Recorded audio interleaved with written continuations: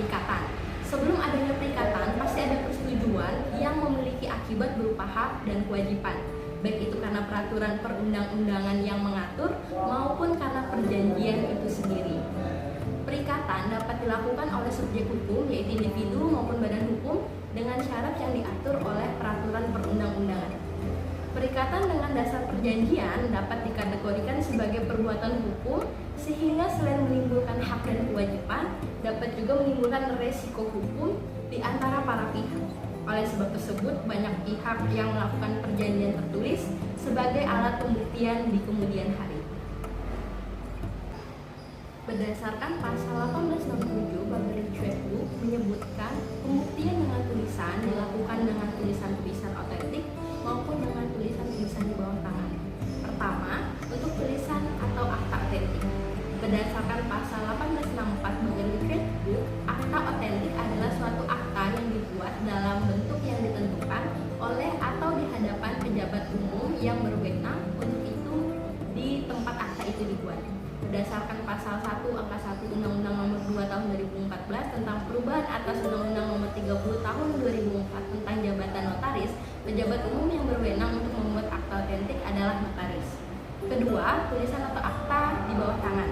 Berdasarkan pasal 1874 BW, yang dianggap sebagai tulisan di bawah tangan adalah akta yang ditandatangani di bawah tangan, surat daftar, surat urusan rumah tangga, dan tulisan-tulisan yang lain yang dibuat tanpa perantara seorang pejabat umum. Berdasarkan pasal 15 Undang-Undang Nomor 2 Tahun 2014, seorang notaris memiliki kewenangan untuk membuat akta otentik mengenai semua perbuatan, perjanjian, dan penetapan yang diharuskan oleh peraturan perundang-undangan dan atau yang dikehendaki oleh yang berkepentingan untuk dinyatakan dalam akta otentik.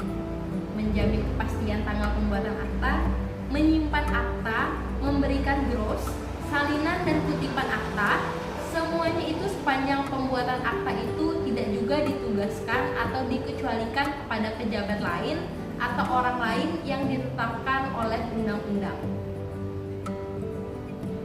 Berdasarkan pasal 1870 Bagerlich-Wetboek menjelaskan bahwa akta otentik memiliki kekuatan pembuktian yang sempurna, namun harus memenuhi unsur-unsur yang pertama. Proses penyusunannya dalam bentuk yang sesuai dengan peraturan perundang-undangan yang berlaku. Yang kedua, pembuatan akta otentik harus di hadapan pejabat umum yang berwenang. Sementara untuk kekuatan pembuktian akta di bawah tangan itu memiliki landasan pembuktian berupa pasal 1875 BW. Bisa dijadikan sebagai alat bukti yang sempurna jika mendapatkan pengakuan dari orang-orang yang telah menandatanganinya, baik oleh ahli waris maupun orang-orang yang mendapatkan haknya ataupun para pihak yang berkaitan di dalam perjanjian tersebut.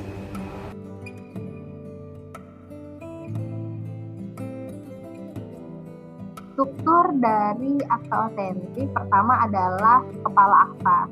Di dalam kepala akta ini memuat ada judul akta, yaitu judulnya perjanjian sewa menyewa, ada nomor akta, ada tanggal dan harinya, lalu ada jamnya, jam dibuatnya akta, lalu ada nama lengkap dan tempat kedudukan notaris. Di sini nama lengkapnya adalah nama notarisnya, ini saya buat, lalu ada kedudukan notarisnya di Kota Palangkaraya. Lalu kita akan masuk ke dalam badan akta. Di dalam badan akta ini memuat identitas. Pertama, identitas para pihak. Di sini ada pihak pertama dan pihak kedua. Untuk pihak di dalam akta notaris ini biasa dijelaskan terdiri dari nama lengkapnya, ada tempat tanggal lahirnya, lalu ada status pekerjaannya, ada tempat tinggalnya, lalu ada identitasnya, nomor identitas, keluarga negaraan. Hal tersebut juga berlaku di pihak kedua. Setelah itu keterangan mengenai kedudukan bertindaknya para penghadap. Nah, untuk pihak pertama ini dia bertindak sebagai yang menyewakan. Untuk pihak kedua, dia bertindak selaku penyewa. Lalu selanjutnya adalah isi akta. Isi akta ini biasanya memuat apa yang ingin diatur di dalam perikatan antara kedua pihak ini. Biasanya isi akta ini juga berisi tujuan dibuatnya akta tersebut. Untuk akta ini biasanya terdiri dari pasal-pasal. Untuk contoh ini, yang disewakan adalah sebuah bangunan rumah tinggal dengan spesifikasinya seluas 180 meter kuadrat dengan fasilitas-fasilitasnya. Ada fasilitas air, ada fasilitas listrik, lalu ada letaknya dan atas nama rumahnya. Lalu juga diatur mengenai harga sewanya, yaitu 10 juta rupiah jangka waktu 1 tahun. Nah, selanjutnya isi pasal-pasalnya ini adalah syarat-syarat perjanjian dalam hubungan ini, yaitu pada pasal pertama yaitu mengenai jangka waktu sewanya yaitu 1 tahun. Lalu pasal kedua yaitu penggunaan bangunan tersebut yaitu untuk kantor dan gudang pengemasan produk milik pihak kedua. Lalu pasal 3 yaitu bahwa status bangunan yang disewakan ini itu belum disewakan kepada pihak lain. Lalu untuk pasal keempat, bahwa ketika ada perbaikan yang dilakukan oleh pihak kedua, maka tetap menjadi milik pihak pertama dan pihak pertama itu tidak diwajibkan memberi ganti rugi terhadap penambahan atau perbaikan di dalam sel tersebut. Lalu juga diatur bahwa pihak kedua ini membayar rekening listrik dan listrik, air, dan pengelolaan lingkungan sampai bulan November 2023. Sedangkan untuk pajak bumi dan bangunan itu adalah dibayarkan oleh pihak pertama. Lalu untuk pasal 5-nya bahwa ketika sampai masa jatuh tempo, berakhirnya tempo sewanya, maka pihak kedua ini harus diwajibkan menyerahkan kembali bangunan tersebut apabila pihak pertama ini belum menerima kuncinya. Itu dia pihak kedua akan dikenakan denda sebesar Rp100.000 untuk setiap hari keterlambatannya.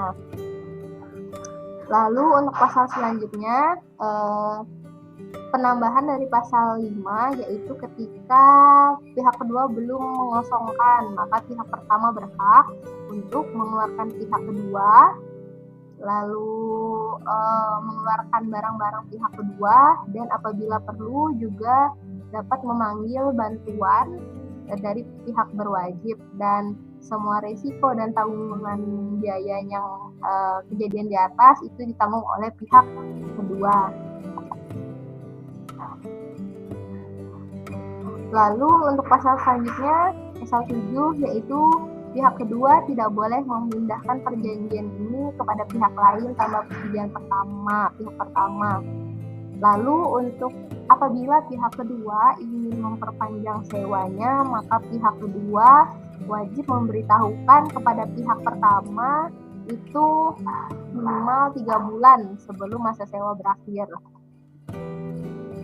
Lalu pasal selanjutnya, apabila keadaan force majeure, maka seperti bencana alam, itu para pihak tidak akan saling mengadakan gugatan terhadap kerugian yang ditimbulkan oleh force majeure tersebut.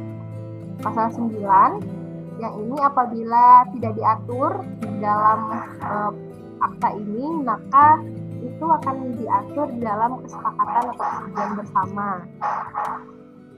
Perjanjian sewa menyewa ini tidak akan berakhir jika salah satu pihak meninggal dunia, tetapi harus berlaku turun-menurun pada ahli warisnya. Ketika nanti ada masalah, maka para pihak ini sepakat untuk menyelesaikannya di kantor panitera Pengadilan Negeri Palangkaraya. Lalu untuk di terakhirnya adalah menyatakan bahwa kebenaran identitas para pihak, dan notaris juga bertanggung jawab penuh untuk menjelaskan isi akta pada para pihak, dan para pihak juga telah mengerti dan memahami isi akta ini. Lalu pada bagian penutup akta ini dia itu berisi uraian tentang bahwa akta ini telah dibacakan. Lalu ada tempat penandatanganannya yaitu di Palangkaraya. Lalu ada pada hari dan tanggalnya, yaitu telah disebutkan pada awal akta ini tadi. Selanjutnya ada berisi bahwa akta ini dibuat dan dihadiri oleh saksi. Untuk pembuatan akta ini biasanya minimal ada 2 saksi. Untuk contoh ini, saksi-saksi ini dia memuat ada namanya, lalu ada tempat tanggal lahirnya, lalu ada tempat tinggalnya, dan nomor identitas penduduknya, serta ada kewarganegaraannya. Hal ini berlaku juga bagi para saksi yang lainnya, yaitu di sini ada saksi kedua. Lalu ada status dari saksi-saksi ini, yaitu merupakan pegawai di kantor notaris. Lalu setelah dibacakan oleh notaris, maka sebagai bukti kebenaran pernyataan yang dikemukakan oleh para pihak, lalu akta ini akan ditandatangani oleh para pihak pertama, pihak kedua, para saksi, dan juga notaris. Nah, ini adalah tempat atau bagian penandatanganannya yang membuat akta ini menjadi sah dan berlaku bagi pihak pertama dan pihak kedua.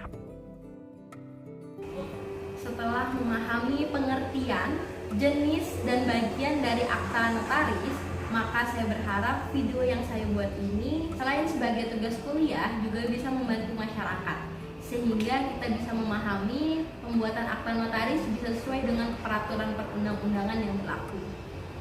Hal ini akan memperlancar aktivitas keseharian masyarakat yang membutuhkan profesi notaris. Sekian video dari saya, semoga bermanfaat. Terima kasih.